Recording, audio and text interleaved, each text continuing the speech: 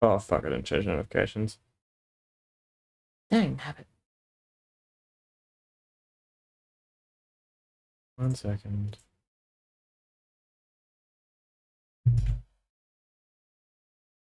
There we go. Anyways.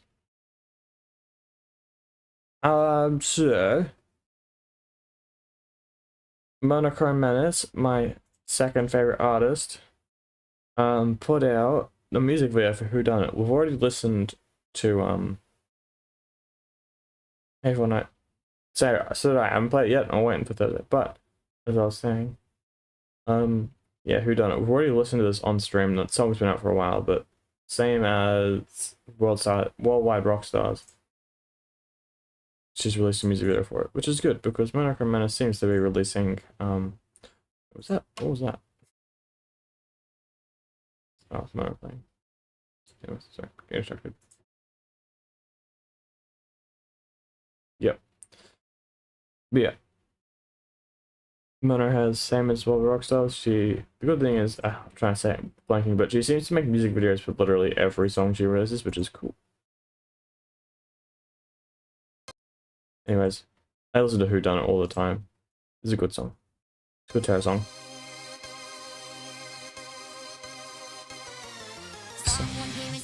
Someone is a liar, but he's a gypsy. I'm playing with fire.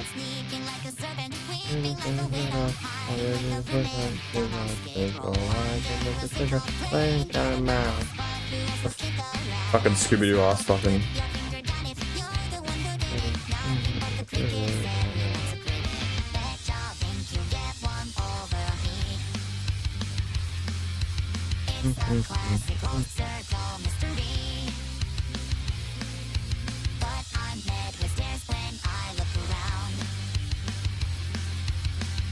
I like the Minecraft visuals. Creative for music. What'd that say? Good. Fucking fuck. It's good for a music video. She did that for what? She did that for? Minimum Wage Rage, didn't she? She did that for. She had the background of Minimum Rage. Minecraft, didn't she? Yeah, she did.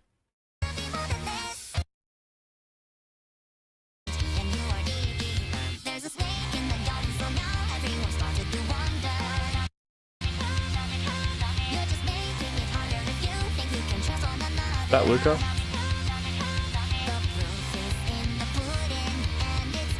I don't actually know who killed him.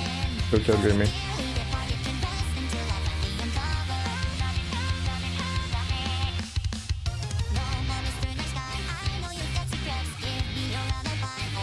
Bran.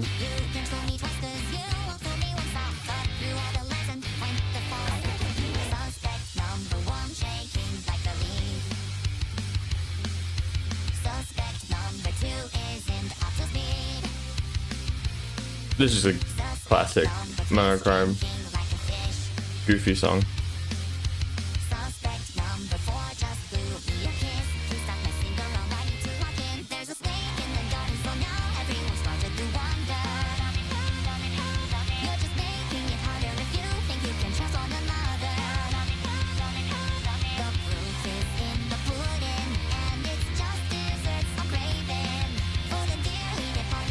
Why has Nero got a beard?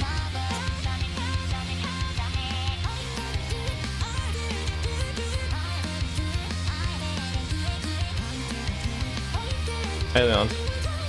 God, it must have been fucking expensive getting all those voice synths. Fucking how many is that? That would have been fucking expensive. If you count Kato, 3, oh no, 4, 5, 6, 7, 8, 9, fuck, 9. Well, it's only gonna be 8.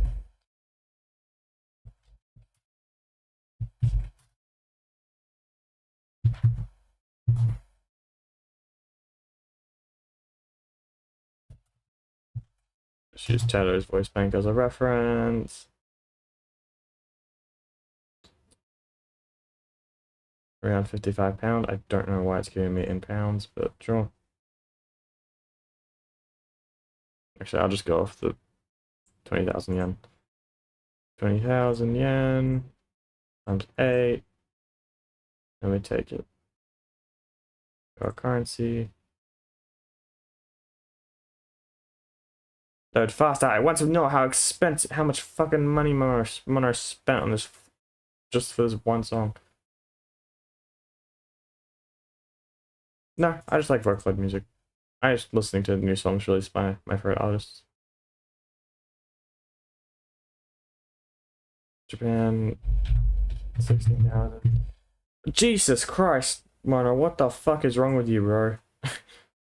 1.3k just on voice banks alone.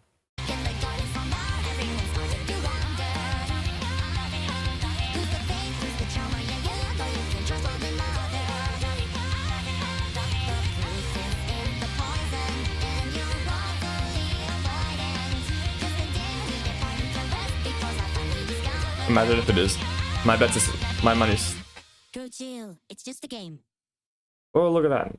Lost me into reference as well. I personally think it was Len. I think it was Len.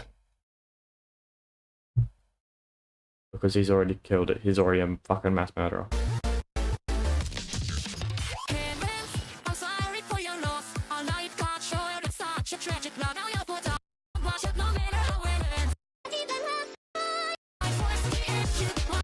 Anyways.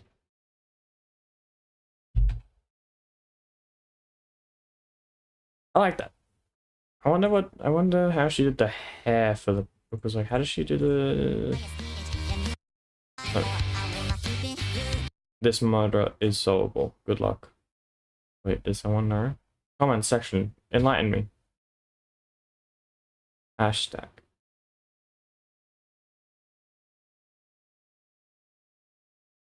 The person who done it was actually the fatigue you feel after having a board game going for 4 hours. Never. Even if we never find out who really done it, then I didn't do it.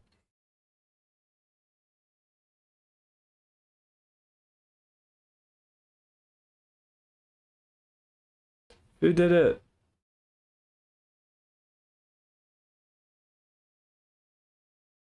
Hey, Chelsea. See you for night. Who the fuck did it?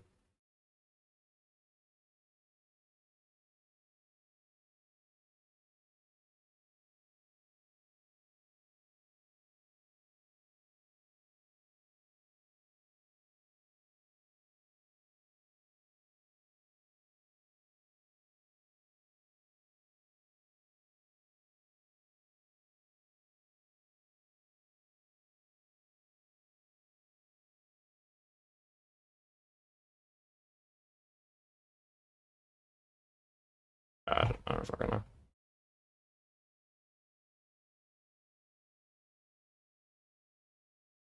Yeah, I like the visuals of it being Minecraft, because I like Minecraft. So I wonder how they did the hair. Well, there was a good scene of Naro, you can really see the hair. Like, how'd they get the hair physics in Minecraft?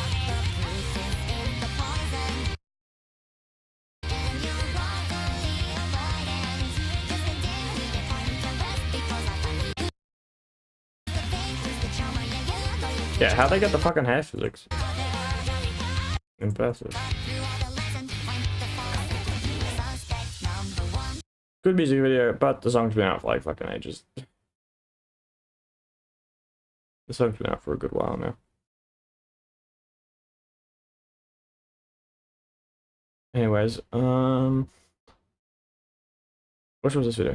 Back in 2018, Roblox is a completely different platform. Developers were constantly experimenting with unique ideas, with the front page being a mix of a wide variety of genres. Despite all of that, one genre always seemed impossible to escape: simulators. It felt like they would dominate forever, until one game came out. It didn't exactly change Roblox itself, but for a period of time, it became one of the biggest and most active games on the platform. This game was Booga Booga. How do you think? For a while, think I don't flavor Polly? You wanna see my fucking one that I have? Not flavor Polly, it's just Jamie, but look.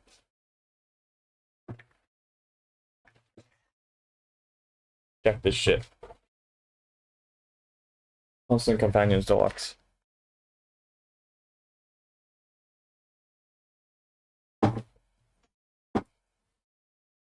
Ooh, check that shit out. I got the vinyl record for Constant Companions. And it is tough. Oh, it looks so pretty in the light. Can I play it? No, I can't. I don't have vinyl record player. But I still have it.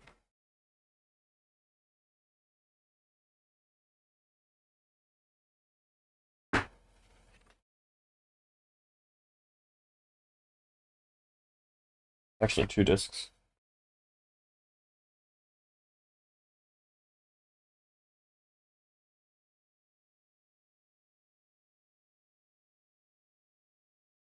So pretty. You best believe I'm getting Monochrome Menace's vinyl as well.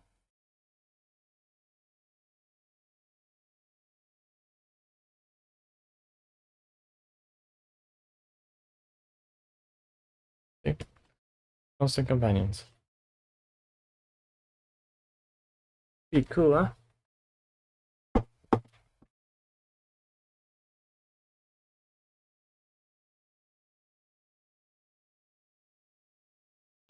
Booga Booga. Such a classic Roblox game. This is probably like my second favorite to Jailbreak. I played this all the time as well as Jailbreak. Man, I'm so... I miss this.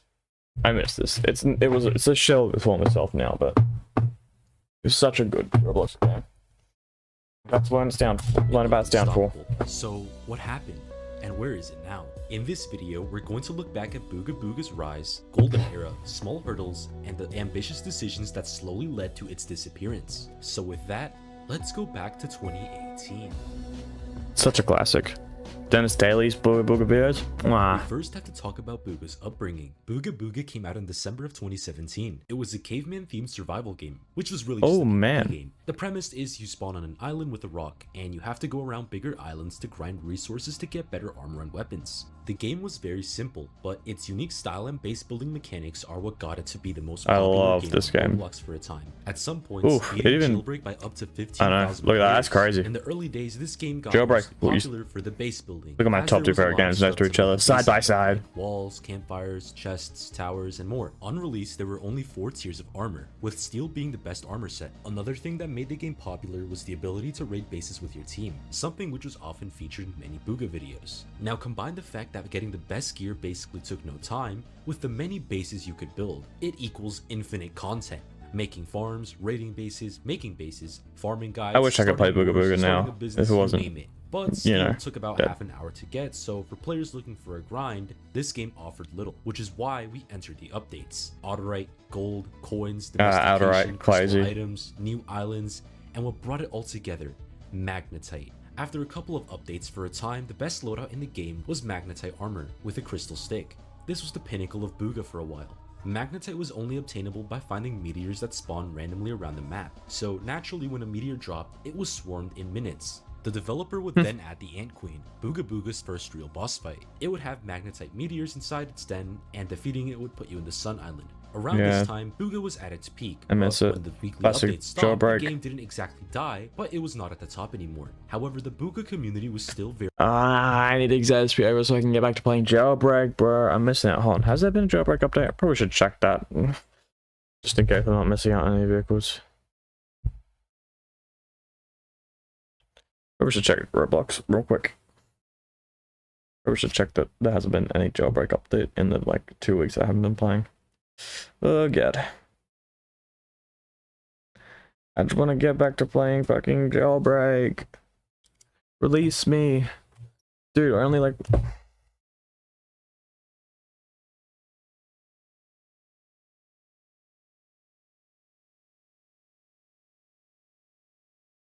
Now we're all good. Hasn't been anything since I stopped. I started my exam study shit. We're all good. It's all good. Later. very much alive and patiently waiting for new Later. updates. And the developer would deliver by adding new structures like the Big Ol' Hut, new armor and Big Ol' emerald Hut. armor, and something to keep players grinding. Mojo, a rebirth system which would cause you to lose Ugh, all your I don't items like and rebirth XP in systems. exchange for 1 Mojo point. This Mojo point could be used to get god items, which included items I don't like rebirth systems. There, I feel like it's a lazy way of. I feel like rebirths is a lazy way of extending the games, adding more content. Like, oh, you have to delete everything everything you have so you can do it again. Just them being too lazy to add new stuff. So but they still want to make the game, extend the time. Extend the. I don't know what, like, the gameplay loop, Yeah, it's just dumb. It's just doing the same thing over and over again for like, yeah, yep, it's done. Okay, we don't need to fucking talk about it. such as the God Rock, God Armor, God Hut, and big perks like Water Walker, which is self-explanatory. With this update, Is it because you can walk on water? Because there was Jeebus. no level cap at the time, and in order to rebirth you had to be level 100, there was a complete data wipe. Every player lost every single item and level they already had, which caused some outrage and a decent chunk of players quit. In the long run, this turned out to be the right decision, simply because of how much replayability this I still have yet to play introduced into the game. Sure, it wasn't beating Jailbreak anymore, but the people who played it were averaging crazy hours in the game. However, with Mojo, there had to be an efficient way to grind XP because leveling up naturally was hard to say the least. So the old map was brought back and an efficient XP route was born. You would break this big tree, drop down, go into the cave, break this god, take the portal straight to the other side of the map. You would then enter this cave, break this god, and take the TV back and go back to the tree again. At this point, to some, the game was at its peak gameplay wise, but there wasn't exactly a designated area to PvP. People would just wander until they found people to fight. Until the developer released The Void, a dark dimension that unlocked spells for each player that entered. You could choose between a shield, a lightning strike, or a cloak. No I one think chose this is cloak. put at the And point. You could recharge voodoo. Okay. I think this is the point where I stopped playing, so I don't remember this. By getting Void Gear, which were made by Void Shards, dropped by Void Ants. I remember Despite the God Armor, dimension but I being don't remember broken, this, so it I wasn't think that's when I PvP stopped zone. playing. Everyone there was always fighting. If you didn't have God Armor, boom, dead. Not to players, but to Void Ants, because these things were insanely strong.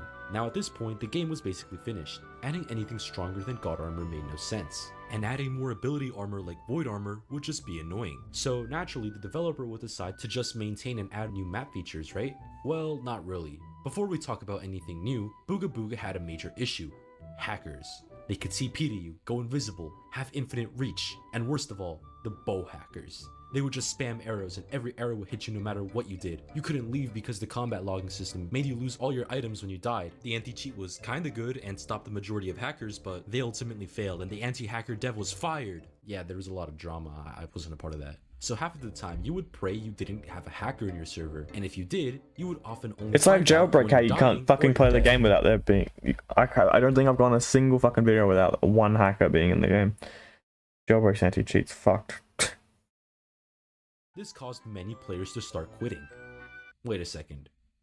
This sounds familiar. Okay, but for real, the hacking problem wasn't nearly as bad compared to APOC, especially after many patches. However, hackers were still very much around. It didn't exactly kill the game, but it left Booga in a state where it only rounded up to 8 to 12,000 players, which was still pretty good, but it was on the decline day by day. Hackers aside, with all the success Booga was having, it earned itself a collab with none other than Aquaman. Roblox Really? officially partnered with Booga Booga to be in the Aquaman event. The developer released a Oh, new okay, map it was an collaboration event. called The Lost Sea. It was Just like the Ready Player supposedly One a event. sample Okay, of the new nothing second crazy. map. No, not that one. That was going to come to the game but was ultimately scrapped. The event was very buggy because there was barely any food. Many things were broken, including the sharks that you needed to kill for the event, and a bunch of other smaller issues. This was the first big test for the developer, which we will now call Soybean, and it didn't go very well. The way this update came out would ultimately foreshadow the future of the game. 2018 was a big success for Booga, with many creators making their debut or getting big on YouTube through Booga Booga, like Bandites, Rainway, Tapwater, and most notably Tankwar. Although I'm pretty sure he just deleted his older videos, I couldn't find them. Funnily enough, Bandites was actually an APOC YouTuber before Booga, so did he like get deja vu when the hackers were starting to run wild in Booga? Who knows? Now in 2019, with the game basically being completed, there would only be smaller updates. Things like new armor tiers in between Magnetite and God, like Pink Diamond for Valentine's, Pink. or cosmetic updates like the Cosmetic Game Pass and hats and stuff. These small updates would continue and the game would see lower but consistent player counts. But they would abruptly stop when it was announced that Booga Booga would no longer get any content updates. That's what Jailbreak said until they started doing updates again because they realized Rocketeers could never fucking beat Jailbreak. Being sold? What's going on? No, because a super ambitious new version of Booga was announced. Booga Booga C2.0. A new version of the game that will bring a big new map, new UI, new features, items, dimensions, a battle pass, and bring back the awesome swimming mechanic from the Lost Sea, which totally did not go wrong. The community was hyped beyond belief. Videos were being made for every new update the devs would announce. The game shot up in players again, and so the community waited. And waited. And waited. It never and came? waited. The waiting went on for half a year. Fuck. The game went without any new content. People were wondering if C2.0 would ever come out. The player count started dropping. It got as low as 3,000 concurrent players. This period was full of bugs and new metas like switching and HUD trapping, which were very annoying to say the least. This was until November 27, 2019. Soybean had announced that C2.0 was far from finished, and seeing as the main game was slowly declining, instead of waiting, he set up a roadmap. The game would receive updates again under the new C versions. We would start Like at C1.0 Minecraft. and work our way up to the release of C2.0. Great! The game was slowly but surely being refined. In C1.1, which came hours after C1.0, a lot of things were fixed. C1.2 was a small and cosmetic update that added hats. C1.3 added pumpkins and more hats. This drip feeding would have... What was that? C1.3 added pumpkins and more hats. Drip feeding a strategy by developers released in-game content like oh, like fucking Halo Infinite, where they I'm just gonna shut the fuck up. This drip feeding would eventually stop because 12 days after version C1.31, we got a massive update, C1.4, featuring new buildings, balancing, new currency types, and overheal. This was a controversial addition. That's what the fucking Mario because up until this music. point, combat consisted of HUD trapping, wall blocking, and constant brawling. However, none of this was really effective because you could get an auto clicker, spam Bloodfruit, and within seconds be back to 100 HP, causing fights to go on for so long, a single fight could exhaust Bloodfruit supplies to the point people bought private servers just to grow Bloodfruit. I know this because I was one of them. Overheal changed this. You wouldn't instantly get healed anymore. Instead, you would get this transparent green effect that would be replaced with actual health over time, making fights faster. Like Ultra Kill hard damage. Others, such as the new UI changes in C1.4, the game lost even more players and dropped to its lowest player count in a long time. 1,000 players. Things were not looking good for Soybean. At times it seemed like he disappeared with no new C updates. This was until January. This is where ambition gets the better of Soybean. Every other day he would promise something new. Vast terrain, sky islands, megalodons, spells. He even teased big things like faction pets and NPC run tribes. This was all amazing, but there has not been a single update since December, and so the wait continued. But Okay. with that wait, I was gonna more say. screenshots and more promises. Hot air balloons, new armor models, a spawn map, and more. However, there wasn't any. He's ambitious. Sometime near the end of February, Soybean had announced that he wanted C2.0 to come out in March. The community was overjoyed. We're getting all this in 2 weeks? We're skipping C1.5 through 9? This dev team is amazing. But of course, the game wasn't finished in March, and on April 3rd, Soybean made an announcement. Hi everybody, it is April 1st. We have news on the update. We are currently in the bug testing phase to make sure. Not a the good game time goes to put an smoothly. announcement on April It's 1st. very important to me that we release a functional product. We are going to be bug testing for as long as it takes and patch each one until we patch I them think it's all. better to The fucking rest of it wait is for just a assurance that they for a did not want game, to delay the for an game. It would update, come out for it to when be was ready. good. So at this I'd point, rather the wait devs for a are game to be heavily good, implying that the an update update to will be be good and complete. proper, We haven't seen much footage rather than of rushing it out. just a bunch of screenshots and clips of certain features, so no one but the bug testers had any idea how C2.0 was going to be like. And because of this, Soybean was being overflown with pressure. Until April 12th, on Easter Sunday, Booga Update C2.0 finally came out. The community was ecstatic. A new age of Booga had just begun, and the update flopped.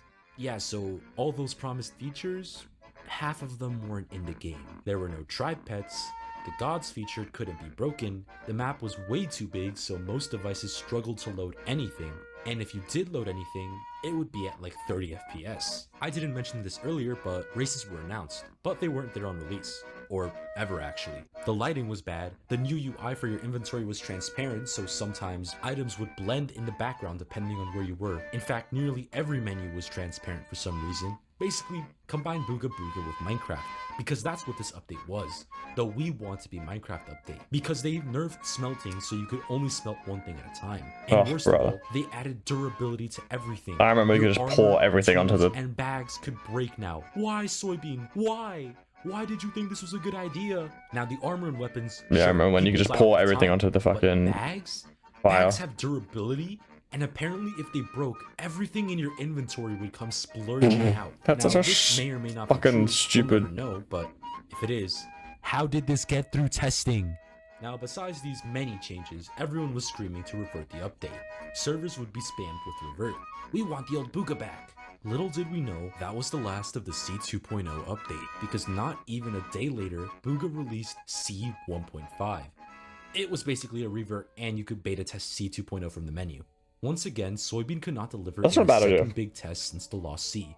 But you can't completely blame him. Having options is Despite good. the lower player count, there was still a community, but many in the community kept spamming him to release the update. So he had to make a decision. Skip all the testing, cut out half the features and release an incomplete update, or keep the community waiting and risk the death of the game before your long promised update you worked so hard on could I say ever wait. come out. He chose the first option. Fucking and after the idiot. failure of C2.0, the game slowly started dying out. Yes, there were some new updates, but many were just waiting for C2.0. And with nothing to look forward to now, the game essentially died, not even averaging 2,000 players anymore.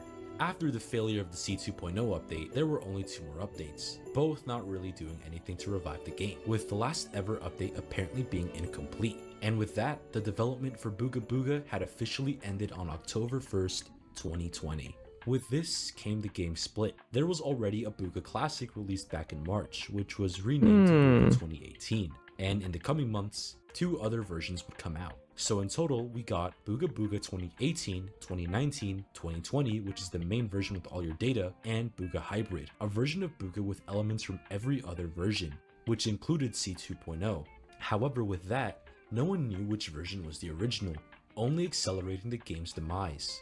Today, because of the age rating feature, Booga 2020, which probably still has your player data if you ever played Booga Booga, is now unplayable, and I doubt it will ever come back. Classic is still around, but it's completely dead. Aw. Eventually, clones started to come out, with TikToks being made on these Booga Booga remakes. Booga clones have also adapted, having admin abuses and adding new features weekly to keep the game's spirit alive. Aside from that, any trace of the original game is now gone. Soybean ultimately gave into the pressure, but he left an entire game behind. I was gonna fucking, like, at the end of this video, I was gonna go like, hey, let's go play Booga Booga, but clearly fucking So not. with that, Booga Booga officially disappeared from Roblox. Honestly, as someone who really loved the original game, it's sad to see it go out the way it did. However, if you want to check official previous versions out, you can go to Booga Hybrid, head to the extras, and play every single major update, Okay. which I think is nice. Nowadays, Booga remakes I don't are really wanna taking play up it. real Booga's mantle, and honestly, it's for the better. The remakes aren't half bad either, but the real Booga will always have a place in many people's hearts. And I just realized So that with also, that, whenever I thank play you guys Roblox for on the stream, it watching. runs like Thanks to hot 7,000 shit, so subscribers. If you enjoyed this video, make I sure to don't like and particularly want subscribe to, there's a for reason why I play content in the Jailbreak on videos and not on future. See you stream. guys soon. That was a good video. You know, it's so weird everyone dropped the game in 2020. It's almost like a certain game was taking all the players.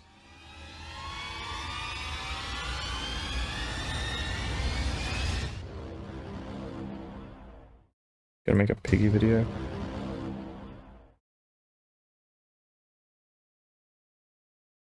Right, it's no secret that I like the flood. Do we have time to watch this video? Shut up.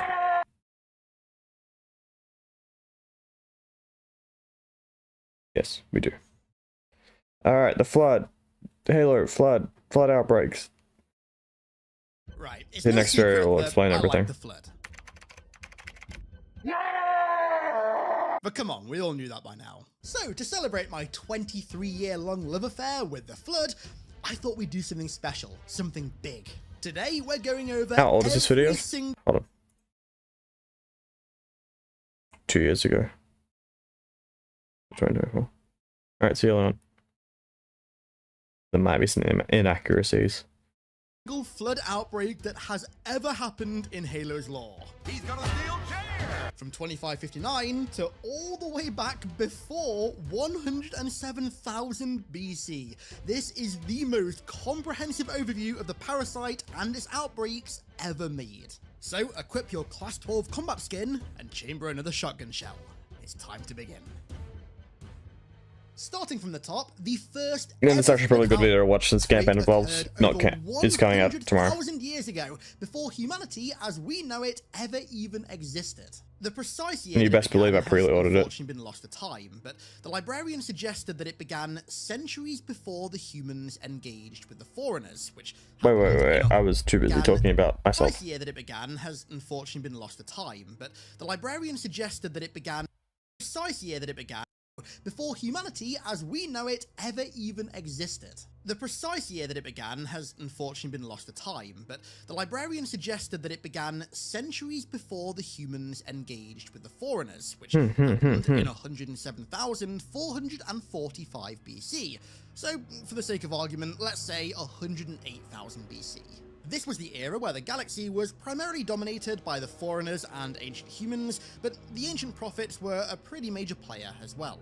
The ancient humans wouldn't believe, shared but a close alliance, but yeah. although they weren't yet The ancient pre-Halo firing Halo universe, the humans and the prophets were best friends. enemies, the foreigners weren't exactly fond of the humans.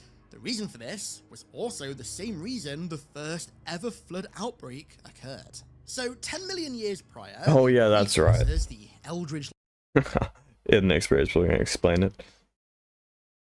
like gods of the Halo universe who They basically fed early flood dust to the dogs. created all life in existence, chose With to hindsight, pass that sounds over like fucking foreigners stupid, in but- favor of humanity to inherit their mantle of responsibility. Hidden Experience is gonna talk about it, I thus bet. inherit dominion over the galaxy.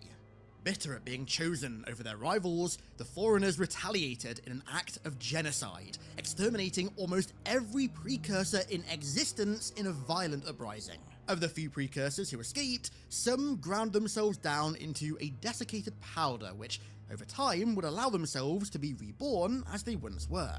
They stored this powder in millions of vials on ancient ships outside of the galaxy, and it was left for almost 10 million years. It was nowhere to be seen.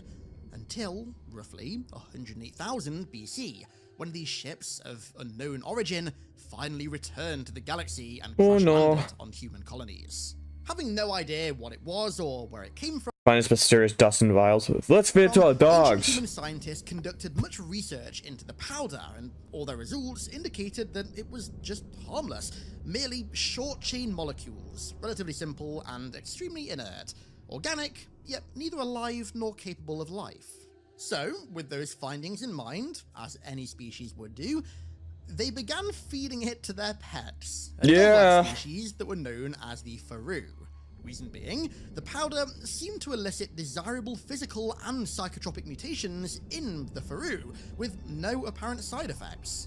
Although the powder had seemingly no effect on the ancient humans or the ancient prophets, the Faru saw massively improved domestic behavior, becoming more affectionate and cleverly charismatic. This ultimately went on for centuries throughout human and prophet colonies. Faru that were treated with these rare powders even began fetching a high price on black markets outside of the control of human governments, but still, it seemed entirely harmless. However, that didn't last for very long.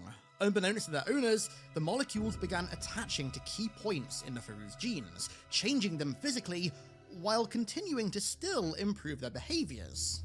The primary physical change was this peculiar growth that showed up on roughly a third of the Faru treated, a loose, soft fur that grew between their shoulders, which breeders began to consider a pleasant variation, one that particularly impressed the ancient prophets, who happened to cross. Your dogs look scaling This now. growth, Scaly. however, would Like a soon lead fish. to concerning side effects. Oh, really? Some Faru were found grazing on it. Others were seen consuming other Faru in their entirety, which was even more concerning because the Faru were natural herbivores. This seemed to activate some sort of It's like seeing a fucking giraffe signal eating for a expansion, as very another quickly, giraffe. the Faru stopped producing attractive mutations and instead started to sprout flexible rods from their heads, which were then also consumed by other Faru, which caused abortions This is when and shit's natural births.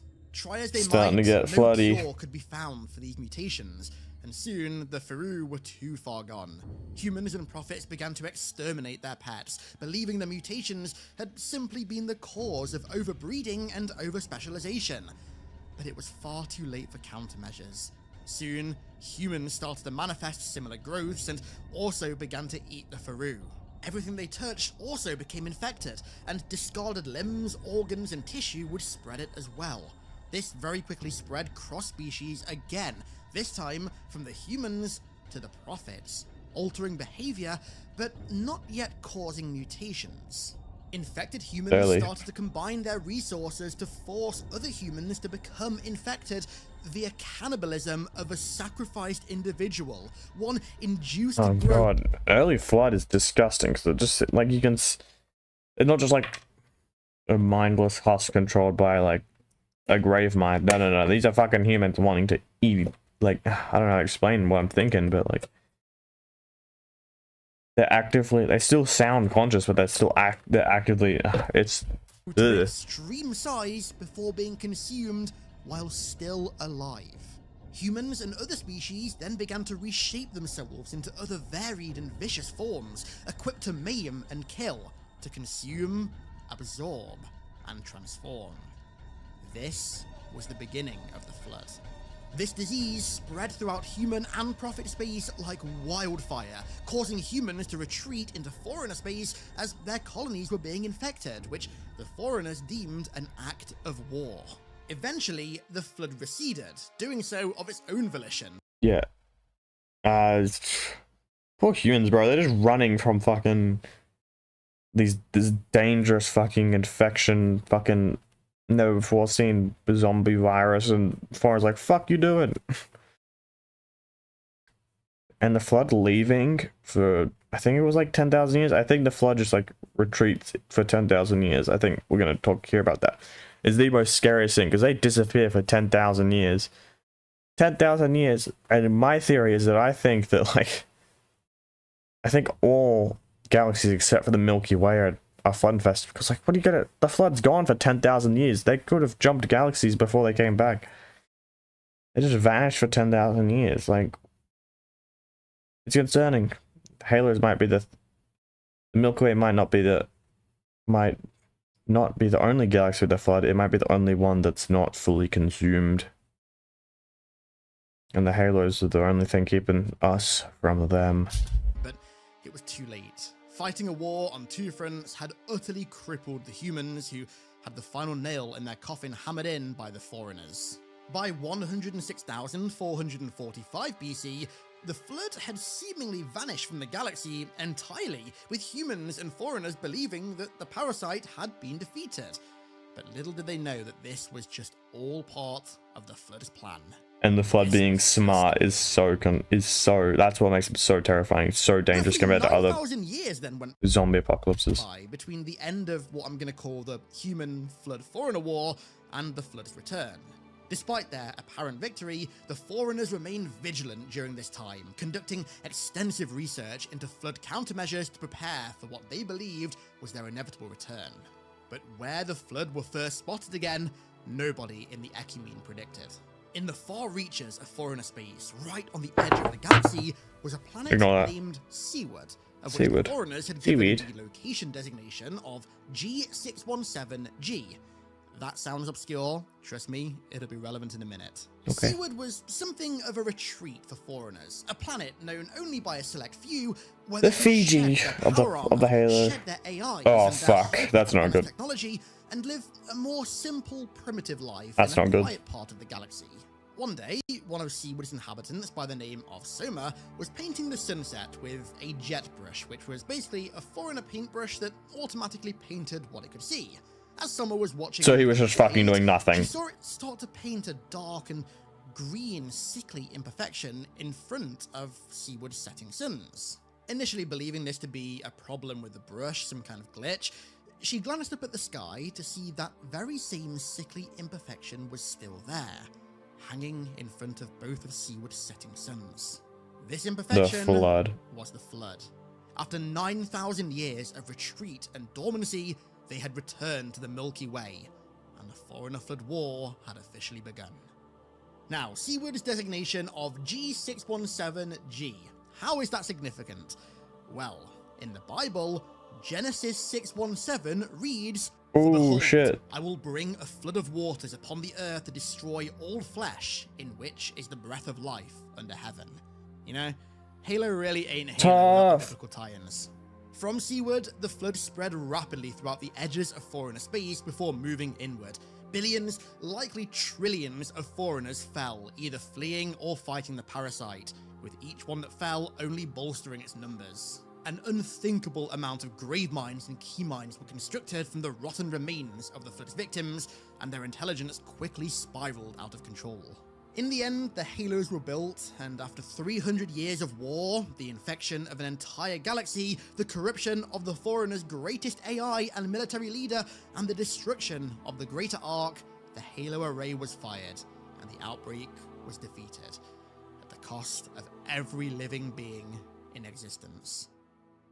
But we won! We won! Now then, I'm covering the outbreak on the Shield world in Halo Wars 1 called Trove early because, frankly, this outbreak makes absolutely no sense to me. Right, so the way that Shield worlds work is the exterior of the planet is typically just like any normal planet, and so everything on the surface is susceptible to the Halos.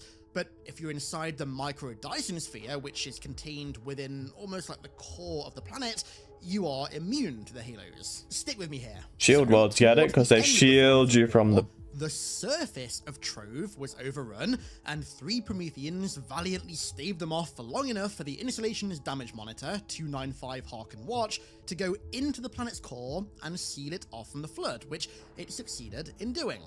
However, somehow, after the Halos fired, the flood continued to exist on the surface of the Shield world, not within the Shield world in the Micro Dyson sphere, on the surface. Yeah, what? That's weird. Threat and the Spirit of Fire arrived. How? I have no idea. That's An fucking Spartan weird. research team that went to the wreckage of the Shield world in 2557 said that there was a 72% chance the flood outbreak there was recent, but where that came from, we can only guess. Either way, when the Spirit of Fire arrived and descended into the core of the Shield world, the flood followed them in, for the first time ever breaching what was supposed to be a safe haven from the parasite. But the outbreak on the Shield world was ultimately destroyed when Sergeant Forge valiantly gave his life to detonate the Spirit of Fire's FTL drive in the Dyson Sphere's artificial sun, blowing the planet to smithereens. Shield worlds defeat the purpose of the Halos. I don't like them. Through space for decades. They're a cool concept of having like a world inside a metal dome, but like, right, from the perspective of the Foreigners, they're shit. Like, what are you doing? There's the same idea of having research samples of the flood in containing facilities on the Halos as well. Like, what are you doing? Don't have the fucking research facilities and don't have the fucking Shield world, and boom, you permanently get rid of the flood. The whole reason why all these outbreaks happen is because Shield worlds and fucking research facilities exist. God, fucking idiots. The Foreigners who think they're so smart, they're pretty fucking stupid. Also, they put one in a fucking cryptum as well. Put an infection form in a cryptum. You know, the same stuff that was used to reseed the galaxy. You fucking idiots. What are you doing? However, the outbreak wasn't Let's just contained. Let's fucking reinfect the galaxy. Epilogue to the outbreak on Trove, we have the mini outbreak that happened on the Spirit of Fire between Halo Wars 1 and Halo Wars 2. When Jerome hits a flood, nothing crazy here. combat form with a Basically, chair. Just some flood from the Shield world managed to sneak on board the Spirit of Fire, and 6 years after the ending of Halo Wars 1, Jerome hits one in the head with a Sabrina chair. woke Jerome up from cryo to deal with it. Using his Spartan prowess and a goddamn Hell chair, yeah. Jerome swiftly dealt with the outbreak and then went back to cryo sleep. It's kind of like the Spartan equivalent of waking up at 3 in the morning and going downstairs for a glass of water. So if you want to quell any of the applicable infestations included in this video, then look no further than my fuck off. resolutions and frame rates. Enough to make the precursors grin from ear to ear. I already have a Head to my PC. link in the description to go Ain't pick good, one but up it works. yourself. Right, it's time to I actually talk really about struggle my to run Mecha favorite Chameleon for flood some reason. outbreak of all time, the Delta Halo outbreak. Now, you might be The Delta wondering Halo why this outbreak. one is placed chronologically before Halo 1's outbreak, and well, there's a reason for that. So, Because the it's modder's never a touched on fucking Halo idiot. 2 or Halo 3 or honestly any Halo game or even Halo book for that matter how this outbreak started. However, by piecing together bits of evidence that are scattered throughout some ancient and incredibly nostalgic Bungie.net posts, we can come to a relatively sound reason for this outbreak happening. Because the monitor just like, It pertains to the Halo 3 map. yeah, I was about to say that. Storage. This outbreak is a conspiracy rabbit hole, so brace yourselves. So, back in May of 2008, yes, we're going back that far, Bungie started to tease cold storage for Halo 3 through something of a mini ARG at the end of their weekly updates on Bungie.net.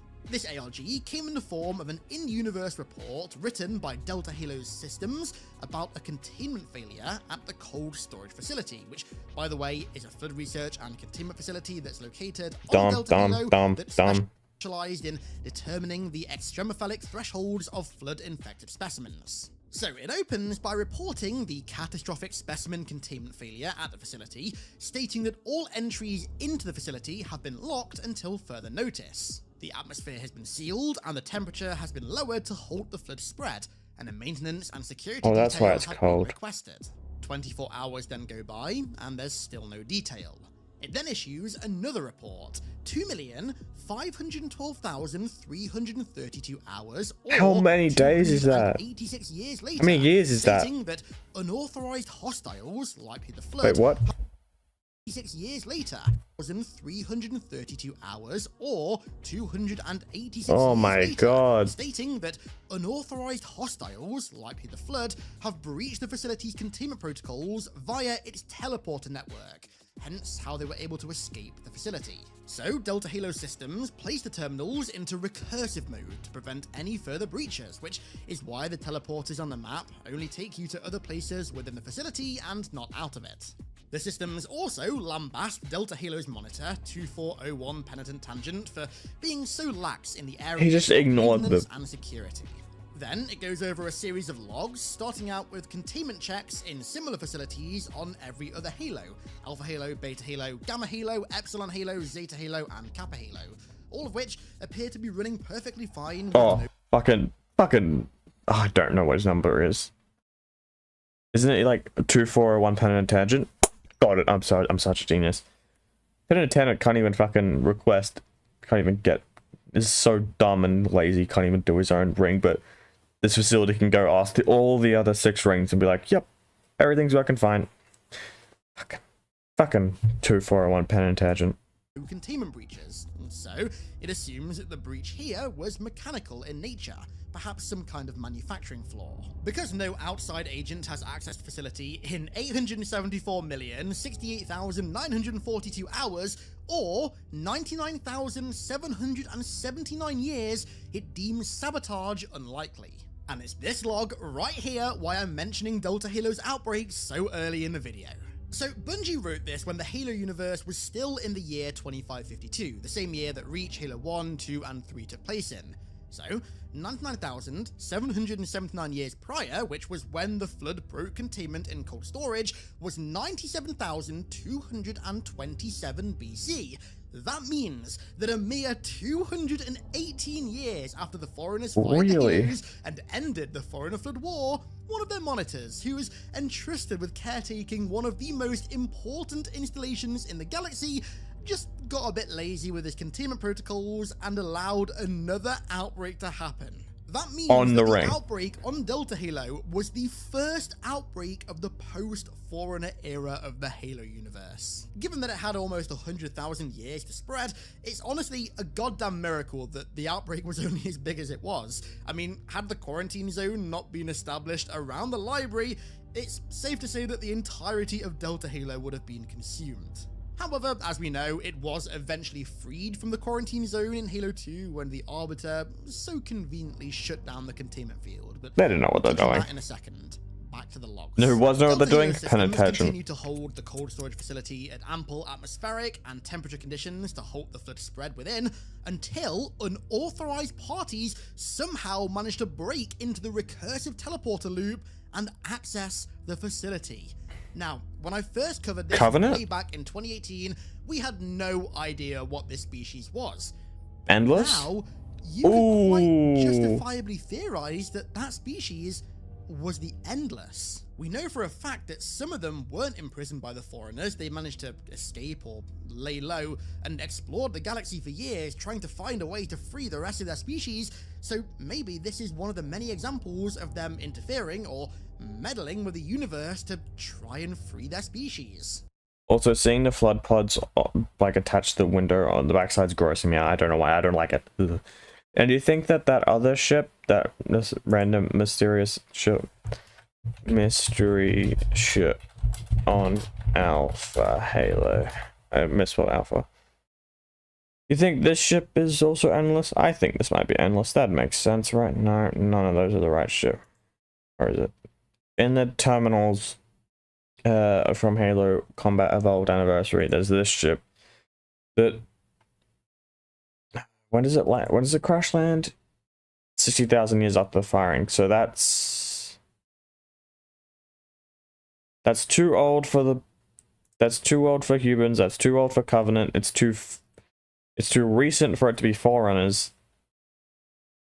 So it has to be Covenant. Not Covenant. It has to be Endless, right?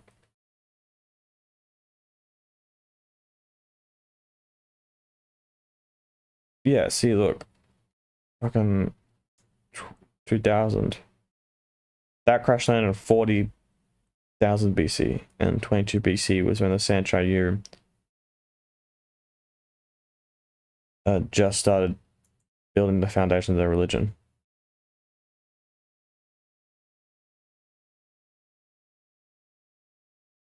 So yeah.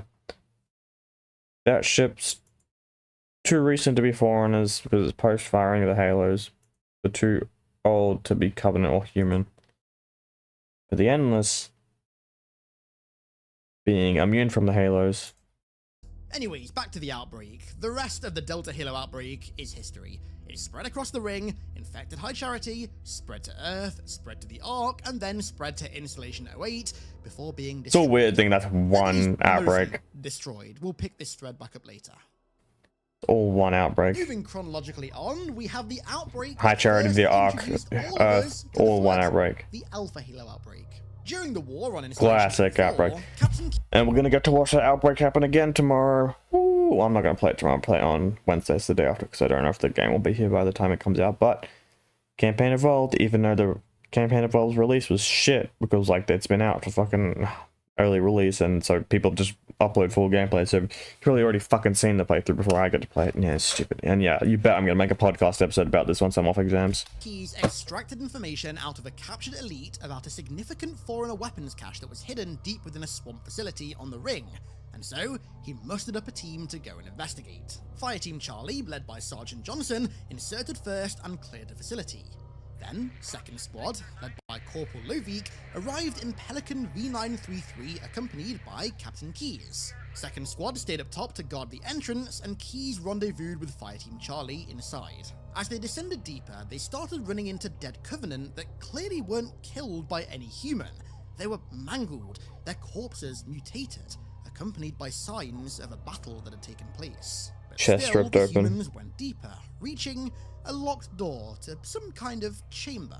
Had Keyes Sentinel ordered showed up at this Fireteam point Charlie's yet? Tech specialist, Private Kappas, to hack the door. I mean, they with a were around, but spoofer. were they engaging The team humans? moved inside. They immediately began hearing strange, creepy noises, and Could quickly the humans Second have Squad thought it radioed was Johnson in a state of frantic fear.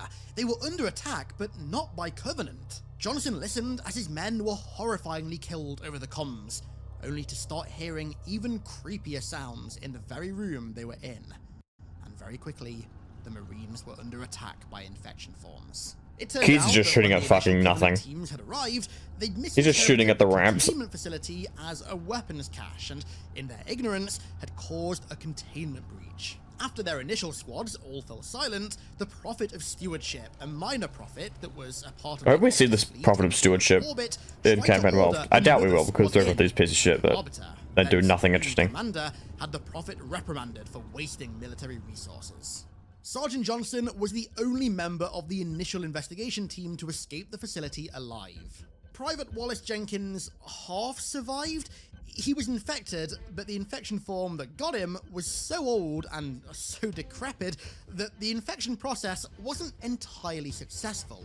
So Jenkins still went through all of the typical physical mutations of a combat form. Didn't go to the mental one, so Except he was conscious the entire time. And even when fully infected, he was able to occasionally wrestle back control of his body from the infection form. Pretty gnarly stuff. The outbreak that'd be a very quickly horrible spread death. throughout the Flood, facility and flood. then out to the surface. Being killed by In the no flood time, is already it a was horrible spreading death. You all don't need to be across in the rim. control. Be half in The control Predator and too. the Sentinels quickly intervened with intents to fire the Halo. First, they needed the index, and initially, before they teleported Chief to the library, they teleported a Marine. This by poor the name Marine, of bro. Marvin Mabuto to retrieve it. Marvin actually made it surprisingly far as well to say that he was just a regular Marine, but sadly, he was eventually torn to shreds by the Flood. When Poor Chief Marvin. was taken to the library, he actually canonically It's a job for a found Spartan. Marvin's body and honored him by calling him a hardcore son of a bitch. How iconic. Eventually, though, as we know, Chief and Cortana detonated the Pillar of Autumn's fusion drives, which destroyed Alpha Halo and destroyed most of its Flood outbreak. Interesting. I don't remember any. And this is the fun Oh, part of the video. fucking where of I course, get the to Mona finally Lisa. talk Fucking about idiot. The Mona Lisa. It's a good. The Mona Lisa The Mona Lisa is a ship, but like it's also the name of a comic book that obviously the ship shows up in. But it's also a. But they also made it into a motion comic that's just free on YouTube. You can go watch this right now. Do it. Watch it. Fucking what did I? Go look up Halo Mona Lisa. It's a great fucking motion comic. And you get to watch an elite fight Flood with a cricket bat. I'm not kidding. That actually happens.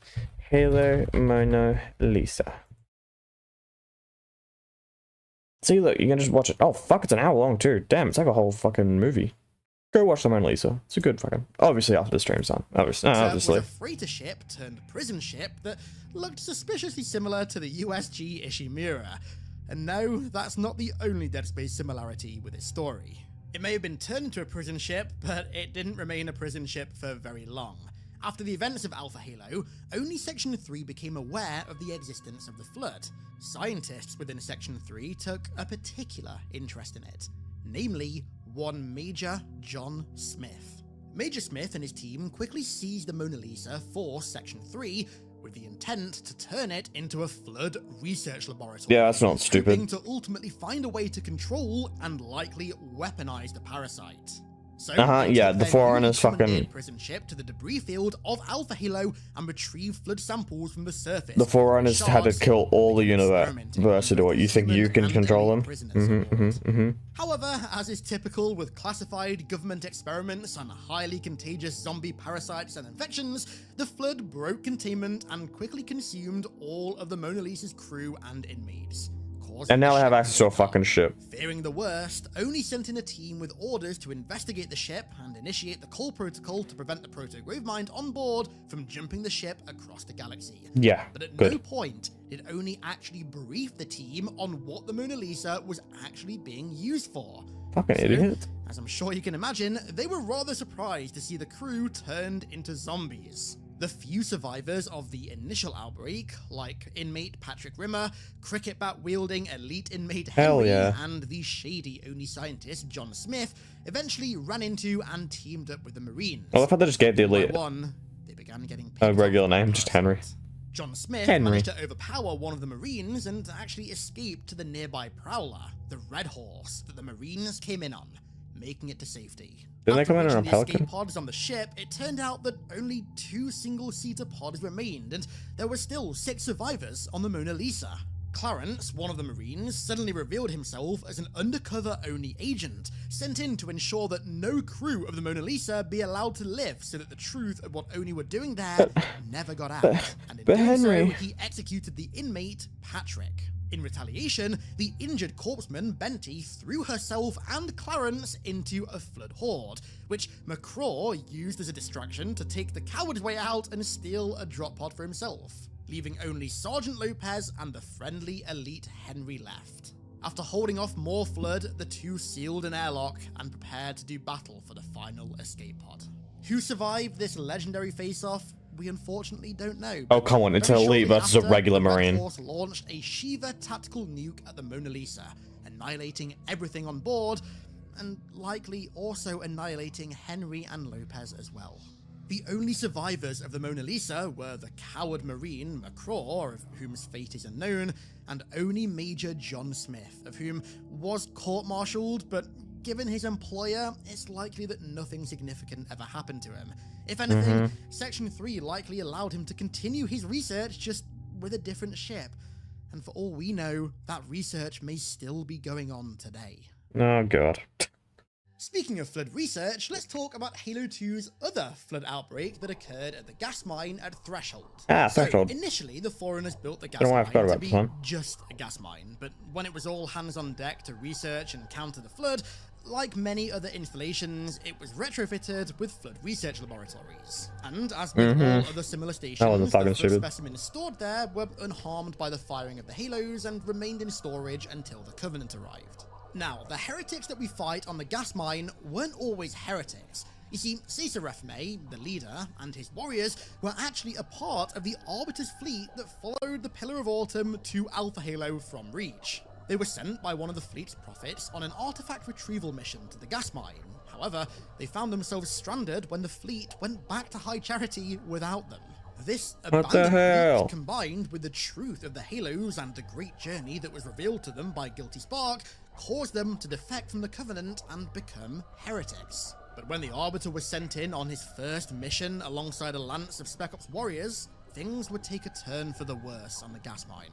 Initial combat luckily took place in one of the arms of the mine that housed no flood, but the heretic leader was quickly forced to flee to one that did, and in the ensuing chaos, one of his heretics released the flood. It very quickly I guess spread that's throughout the an entire idea. station. I guess that's a All method. arms of the mine were overrun. I'm getting a So, better check on it. the Arbiter cut Just the release the cables flood. that were That'll stop him. suspending it, causing it and all of its flood to plummet to the core of the gas giant Threshold, where it was crumpled by gravity. No flood, no heretics, and very few Covenants survived this raid.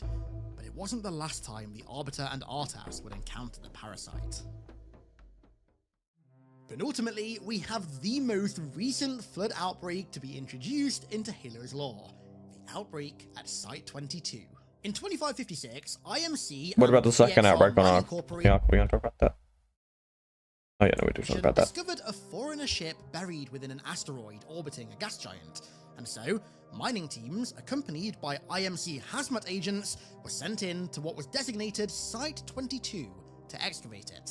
However, shortly after making entry into the ship, it was revealed to be storing dormant foreigner combat forms. The teams sent into the ship were quickly infected, and flood poured out of the ship and began spreading throughout Site 22, infecting miners, hazmat agents, staff, and anything else with a nervous Isn't this the system. only The instance of an outbreak got infected so bad Spartan? that Fireteam Leviathan, a dedicated Ooh, that's a Spartan tough flood containment squad, Spartan was sent in team to name. contain the outbreak, but even they were overwhelmed, marking the first known flood infection of a Spartan in UNSC history. As a result, both Corruptor and Upsilon protocols were declared over local UNSC channels. Any survivors means- in the area were given 7 minutes to evacuate before the UNSC Saturn unleashed an orbital bombardment of MAC rounds. One of those basically... One of those means the Spartan's infected, and the other one means, it's the flood. You can fucking use whatever you want, which means nukes and max are open season. Whole valley just turned into a and free fusion fire warheads in zone. the area to prevent the Spartans and their Mjolnir from falling into flood possession. However, in those 7 minutes, some combat forms managed to commandeer a Condor and escape the Fuck. destruction of Site Condors have 22, slow space. where this ship went drives. and what its status is 4 years later in the modern Halo That's not universe good. is unknown. That is actually not good. And finally, picking up where we left off with the Delta Halo outbreak, we have the most chronologically recent And this is still the Delta Halo outbreak. outbreak in Halo lore. the High Charity Quarantine Zone outbreak that occurred on the Ark in Halo Wars 2.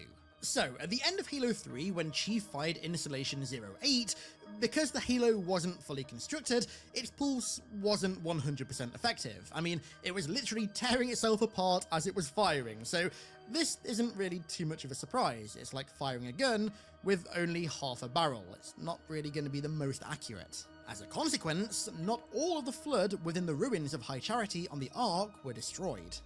Fast forward 7 years to the war between the Spirit of Fire and the Banished on the Ark, Atriox sends 2 of his lieutenants, Pavium and Voridus, to scour the area around High Charity for supplies.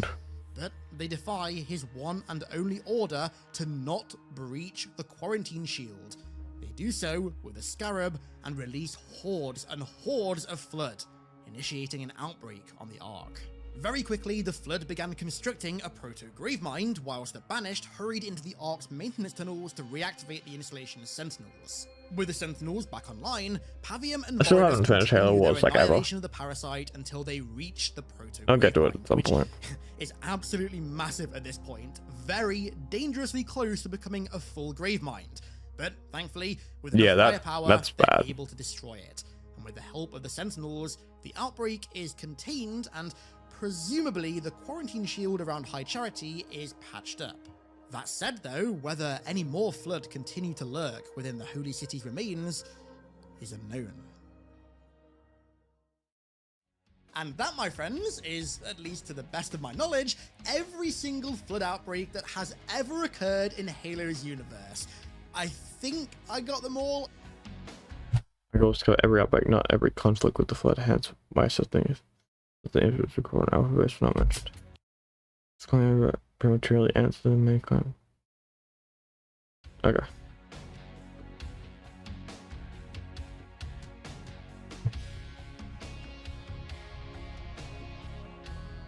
I really tried to. I spent ages making sure that I didn't miss one out.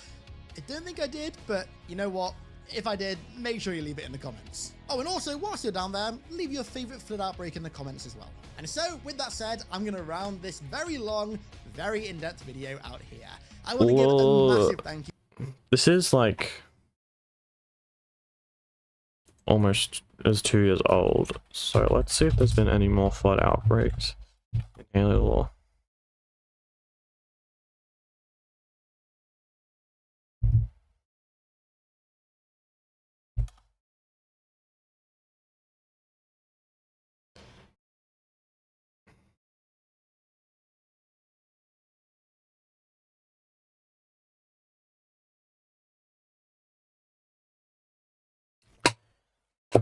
.552 9 installation 00. Outbreak on site 22. Yeah, we know about that. High Charity. Yeah. Outbreak on Earth.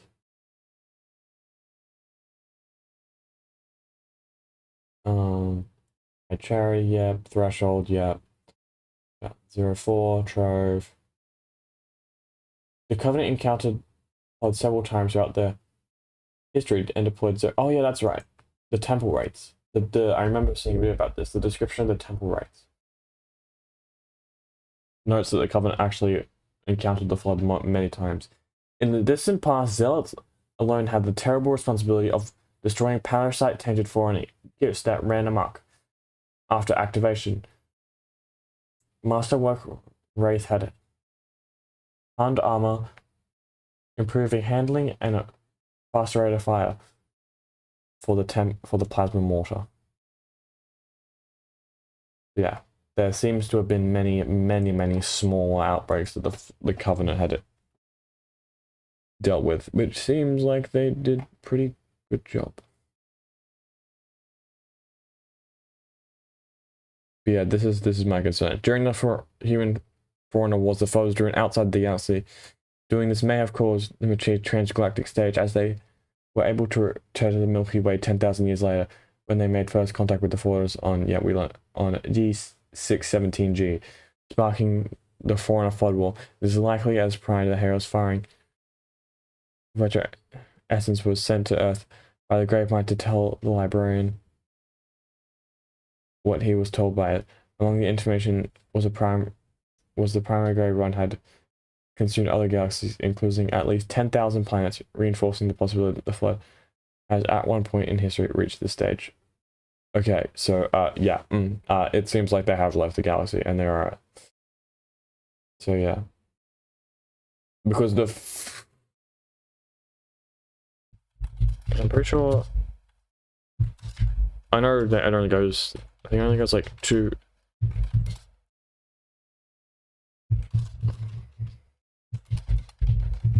Because I know it doesn't reach far enough to get to the arc, the firing range of the halos. But yeah, full firing range of the halos. Here it is. So yeah, they only just get the galaxy. But then the combined range of the galaxy is yay big. 300,000 light years across. That's one halo. That's all the halos at the same time. Nope. This is all the halos at the same time. But then what combined, they span out to that big. And then that's where the arc is. So the arc isn't even in the firing range. Oh boy, the flood's probably outside Galaxy. Anyways, make sure to subscribe or follow if you're watching on Twitch. Join the Discord server, links in the description below, and go subscribe. And go follow my TikTok, please. And go subscribe to the main channel because that's where I'll be live next tomorrow, playing Minecraft.